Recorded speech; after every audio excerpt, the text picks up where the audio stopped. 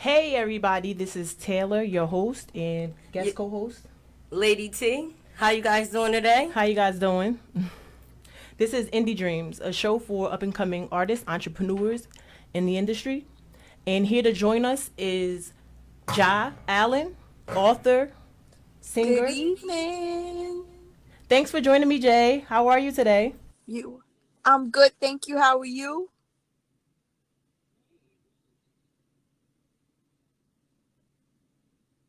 Advocate against domestic violence. Also, you are an author. What else do you do? Uh, all right. Um, I'm a mentor. I am a purpose coach. I'm a certified purpose coach. Um, I counsel. I am a licensed and ordained evangelist. I'm a mom too. I have a 21-year-old daughter in her third year of college, and I have a 16-year-old son in his third year of high school. I am. I am. Yes. Correct. Well, when I grew up in Jersey City, it's very different than what it is now. We were able to go outside in the street, play tops on the ground. We jumped rope. We did cheers. We had cheer competitions. Y'all remember that? Being in the street with the other girls from the other blocks and battling cheers.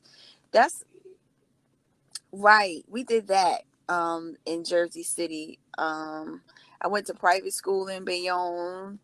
So, my grandparents had a house like in the hood. We didn't live there, but I was there every day. Jersey City was very different than what it is now when I was growing up.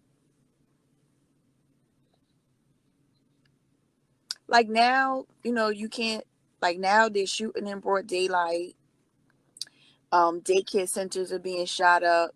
Um, drug addicts and things like that being on the street, falling out naked, walking around the city. Like none of that stuff was happening when I was a kid. Mm-hmm. Not that there weren't any shootings, but they definitely wasn't happening in the daylight. Um, Right. my grandparents could come outside on the porch, and if they were walking by cursing, they would stop cursing until they walked past my grandparents' house. So there was a level of respect. Respect. Right. We had block parties. Mm-hmm. Um, we came outside at 7 o'clock in the morning, and by the time the sun came down, my grandparents, and other parents were on the block calling us to come in the house. Right. When the streets like. Um, Now, the older people could correct us when we were younger. Mm-hmm. I totally Now they can't understand. do that. Mm-hmm. So, John, let me Um, ask you. I hear that you help out the young girls in the neighborhood and stuff. That you working with domestic violence, trying to help people get their life back on track and stuff. Tell us a little cor- bit about that. well, I was married, and it was a domestic violence situation, and Okay. because I was a working person, I was not on any public assistance whatsoever. I could get no help. Mm-hmm. Most programs are geared towards people who are on the system. So people who work and don't receive any help from the system really don't get any services. You have to be on welfare. You have to have a cash and food stamps. So when my situation was first happening, I was on Section 8. They were only paying $50 of my rent. I was paying 1,000. Mm. I had a Wow. police report. I had all the documents that I needed that said that I was in danger. The law right now is that if your landlord does not allow you out of your lease, they cannot move you. Mm. So that was my situation. My landlord was unwilling to let me out of the lease. So for me, my life was worth more than the $50 that Section 8 was paying. So I gave it up. Right. I didn't Yes. give it up. I abandoned it. Mm-hmm. Um, and I had to learn how to survive by myself. His Right. family was wrapped up in the law system and the legal system, so I could never get a restraining order. Every time I went to the precinct to get a restraining order. His name flagged. They wouldn't give it to me. Right. So one time he called DIFUS on me, and the DIFUS worker went with me to the precinct. And when I got there, I let her do the talking. I felt like this white woman with blonde hair and blue eyes would have better luck than me. Mhm. And I'll never forget, she asked them, she said what it was. She showed them her badge. They looked them up in the computer and said no. And the lady said, well, don't you have to call the judge? And she said it's at our discretion, which is not true. It is the law that, you can request that they call a judge and let a judge make a decision. So I had to leave Jersey City Mhm. because everywhere I went, he was very popular. Right. Um, and I had to learn how to do it. So I had to stop giving out my phone number, change my phone number, and not Mhm. give it to nobody. I had to teach my children that Right. when people ask for my phone number, that you tell them I can't, let me get your phone number and I'll tell my mom to call you. It Mhm. was a hard lesson. I had to get a That PO box, you had and to change your I had life. to use my PO box as an address. And what I didn't know then that I know now is that motor vehicle, if you take your restraining order to motor vehicle, you have to ask for the application. But there Mhm. is an application that will allow you to have a PO box on your license and not a street address for your own Wow. protection.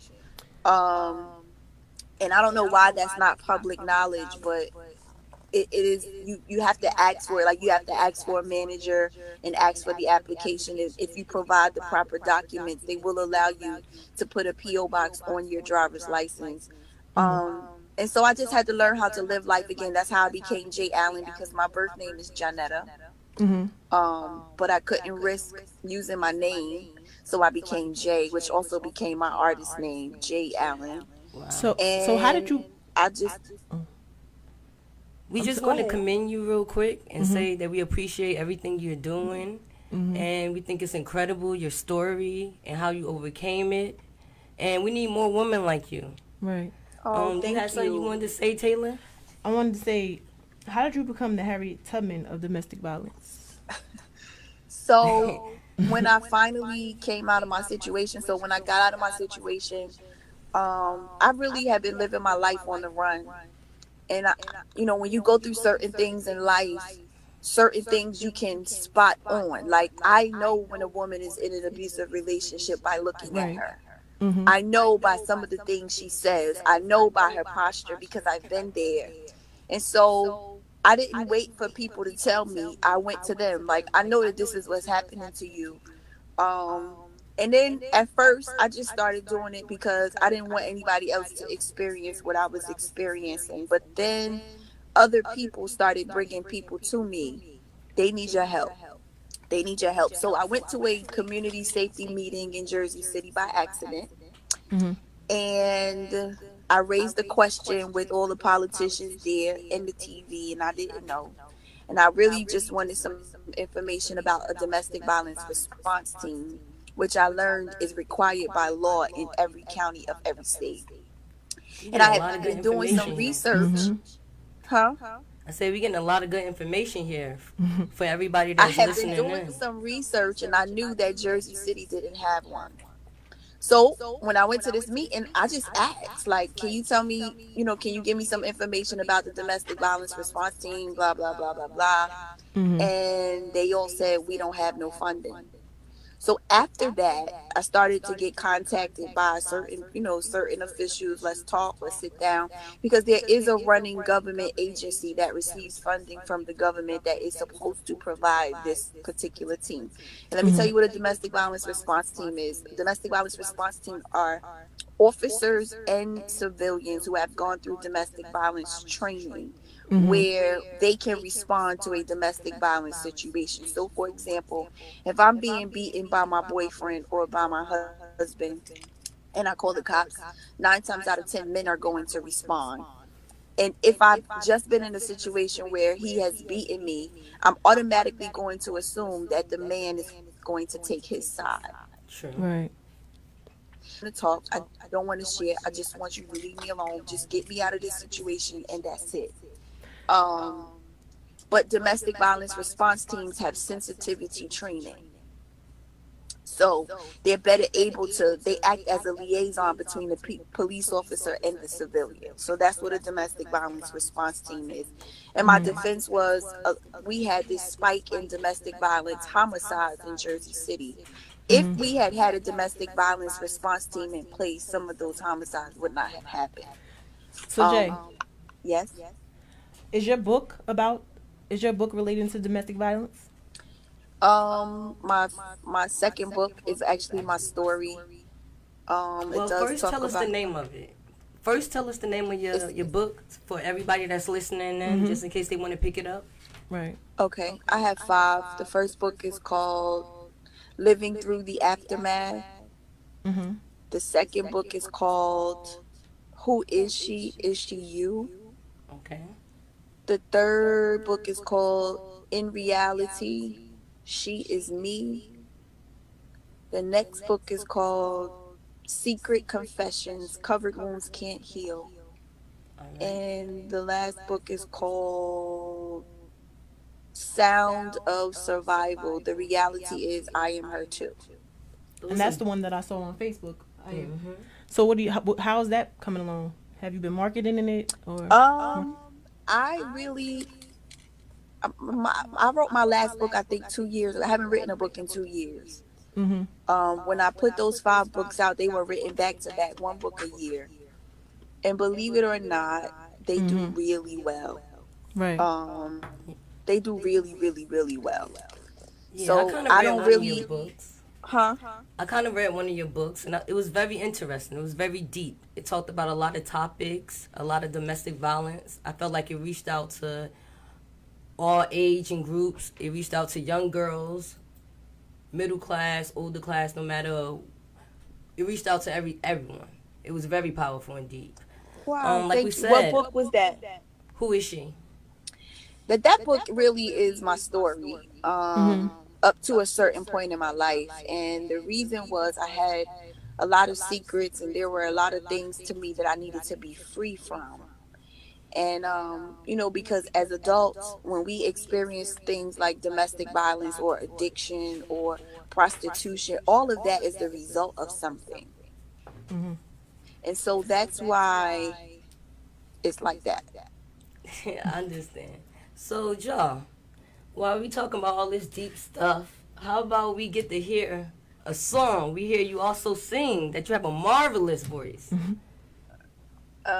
Okay, let me see. Whenever you're ready, take your time. Lord, I'm available to you. You. Wow. My will I give to you. I'll do what you say do. Use me, Lord, to show someone the way. Then enable me to say,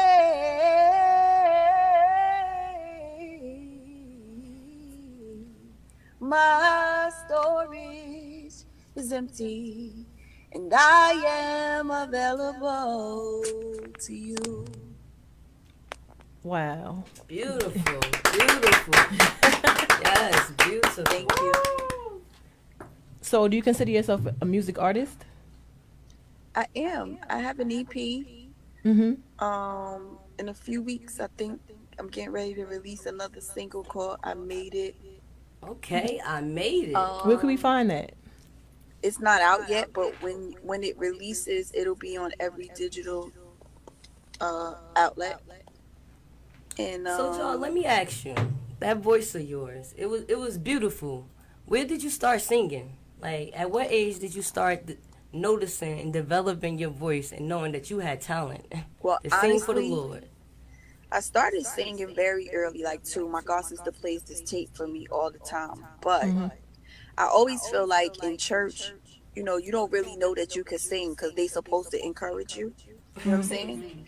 My brother was killed in 2008. He was 15 years old in Newark. He was shot in the head. And I remember going to the Key Club at that time. They used to have open mic on Thursday. Oh yeah, I remember the Key Club. And it was a Thursday night. It was his wake. It was a Thursday night. And when I left the wake, I just kind of felt like like I don't know, like broken. Just I had a lot of emotion. So I went to the Key Club, and because I am a musical person, music heals me. And I Right. walked in there, and the woman said to me, the host mother, she said, "I need you to sing for me." And I said, "Mother, I can't, because the only thing I got right now is a gospel song." And she said, "That's okay, sing it." And I Amen. sang, "I won't complain." Mm-hmm. But by the time I finished singing, my back was to the audience, and I was almost on the floor crying. Mm-hmm. And nobody knew what I was dealing with. But when I realized, I put the mic back and I walked outside. And Sharp James, who was the mayor at that time, met me outside. And he told me that it had been years since he had been in church. And he thanked me for Wow. taking him to church inside of an establishment like that. And it really blessed my life. So Right. I did not know that I could sing for real until Mm-hmm. then. Wow, that's incredible. So who are some of the people that you've worked with in the industry? Let's see. Melba Moore. Um, who have I worked with? That's a shame. I got a whole blank right now. Uh, I've worked with Carl Brister. I've worked with Don Corey Washington. I've Okay. worked with Robert J. Friesen. All Mm-hmm. right. I've worked with Jason Brown. All right. So it's fair to say you've been in the I've industry a little bit. And you yeah, I've also worked have with a a few DVD. people. You Huh? have a DVD, a production, gossip. Oh, I did a production called Finding Hope in the Struggle that is on DVD on Mm-hmm. Amazon. Yes. Actually, a couple years ago, when I met Jaw, I actually performed with her on Find the Hope in the Struggle in Jersey City. That's another thing Yeah. that I linked up with Jar with and that took off. Mm-hmm. Yes. Yep. So How was you that? You guys working together? You guys sung together? No, I don't sing. I don't have Oh. that voice. Not like Jaw. I haven't been that blessed in life. But no, I do a little acting here and there. And so when the opportunity presented itself, I tried out and I got the role. Right. And it was a deep play, really deep. I think anybody that had the opportunity to see it would have been healed. Afterwards, I had people coming to me and a bunch of the other cast telling us how good of a job we did.